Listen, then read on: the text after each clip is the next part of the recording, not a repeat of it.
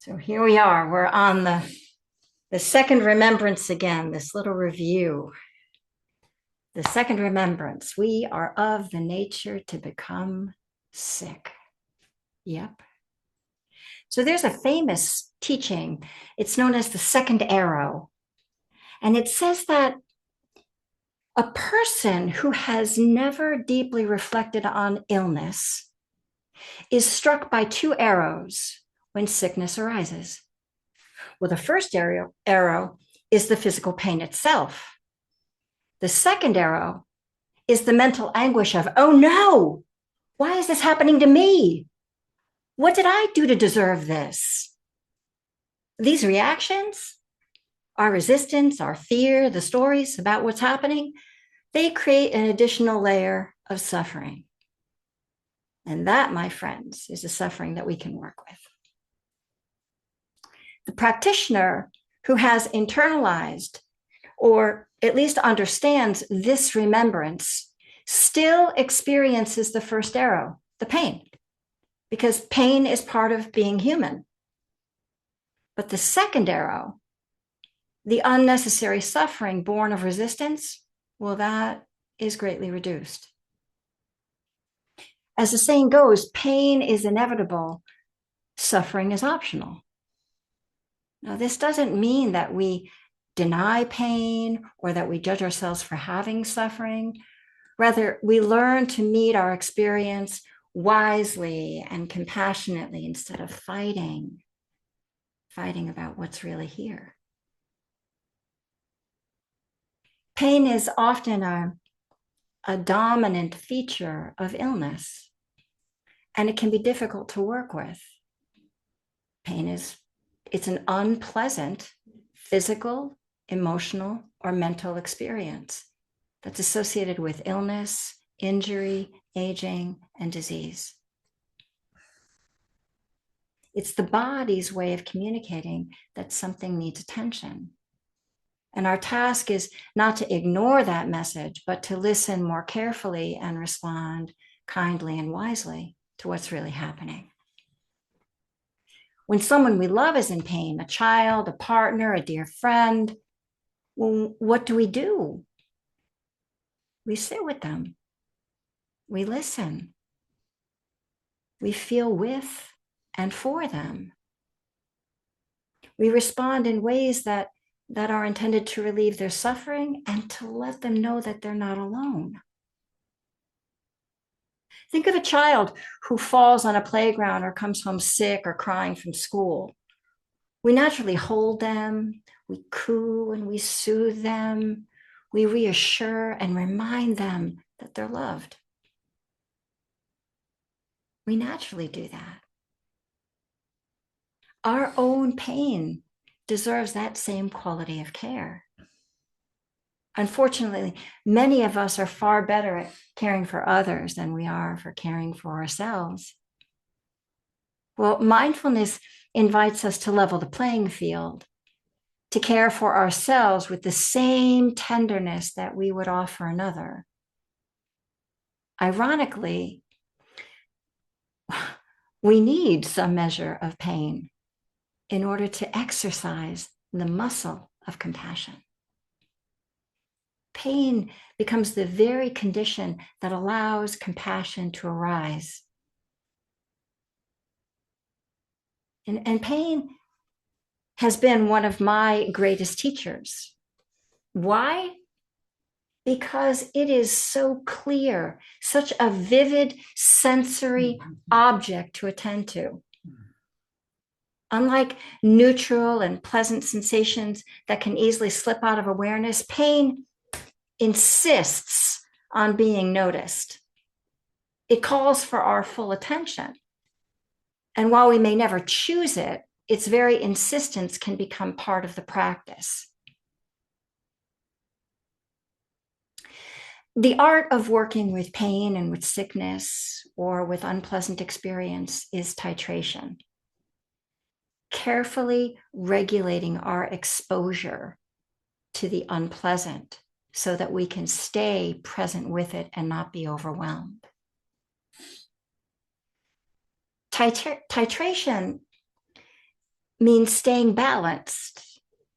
And it also means recognizing our limits for this day, for this moment, for these particular conditions, this context, with this amount of energy, patience, and skill. We consider all of those variables and then we adjust accordingly. Really, this is a beautiful way to kind of move through our everyday life. This idea of continually checking in and listening carefully and then making these small adjustments so that we can stay steady and feel as healthy as possible. For me, titration begins the moment I wake up. Even while I'm lying in bed, I check in and I do this overall assessment of my well-being. And do I have a migraine? Do I have a cold? Is the body feeling achy? Do I wake up with a heavy heart? What does it feel like in there? And however it is, I just sit there or I lay there, I notice and I breathe and I sense the whole body and invite it to be as at ease as possible given the conditions that are present. Because I can't force anything. This is just what it is. And I use the simple refrain. I check in, I breathe, I adjust, but feel for the ease amidst the dis-ease. This has been a mantra of mine for many years now. Feel for the ease amidst the dis-ease. Because when you live with chronic pain, well, for one thing, this remembrance slowly begins to really take hold and take root, and we really understand that this is real, this is true. There's no getting around it. There is sickness in these bodies, and that the sickness is inevitable, but how I relate to it matters, and that there's choice there. So this idea of checking in, breathing, and adjusting to feel as at ease as possible is a loving act, a compassionate move. Now, one thing I do is I lie there in bed and I'm feeling for that ease within the dis-ease. I also use a scale. I give myself a percentage, 1 to 100, with 100 being the best I've ever felt. I sort of check in and I assess what does the body feel like right now and its overall well-being. Is it running at 100%, or do I have a splitting migraine and am I running at 75? And if my starting point for the day is 75%, then that's all the energy and that's all that I really have to kind of work with to begin with. And so I'll begin to, throughout the day, just check in and see, how am I doing? Am I over efforting right now and sort of spinning my wheels, or do I need to slow down? Do I need to settle back a little bit? Do I need to make some adjustment to conserve the energy that I have? Because I really only have 75% today. I'm not at my best, and I know that.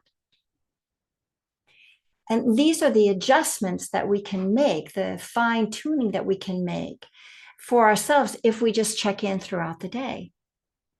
Right? Just do a little pulse, just take a little pulse. How's it going in there? What is needed to feel a little more comfortable in our skin?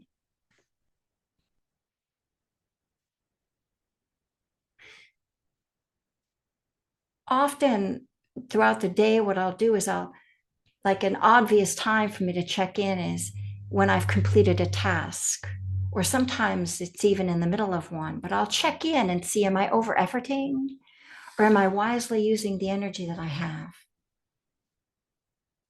Right. So again, those little frequent check-ins, they allow us to make course corrections.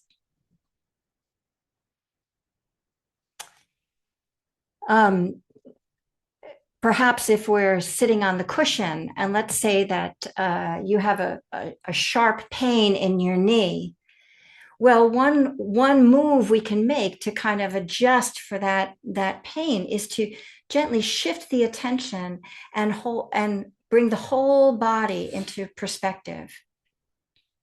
And now when we're sitting with the whole body, the awareness of the whole body, not just the throbbing pain in the knee, we're just breathing with the whole of the body. The whole of the body now is helping to hold that pain.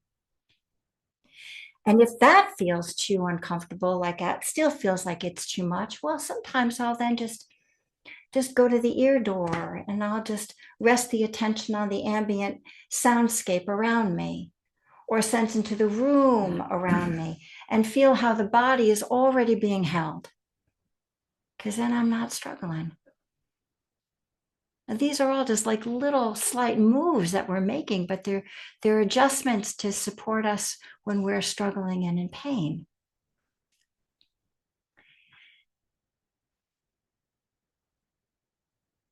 Sometimes it may mean doing something like putting a pillow under your knee or under your arms just to give the body a little extra support.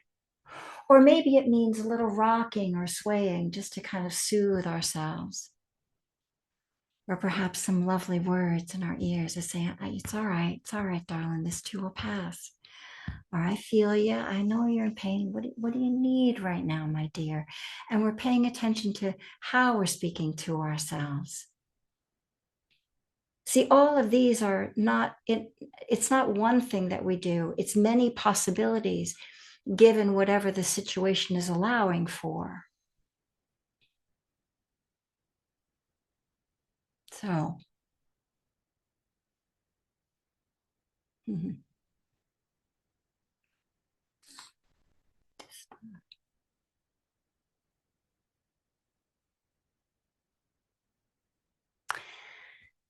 so every encounter that we have with sickness and pain, it offers an opportunity for us to not take it personally, but to practice caring for ourselves kindly as we would a dear friend or a child.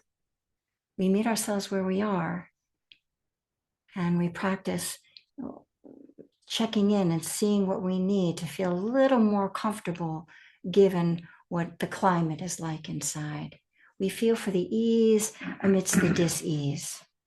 This is the compassionate action. Feel for the ease within the dis-ease. We can do this.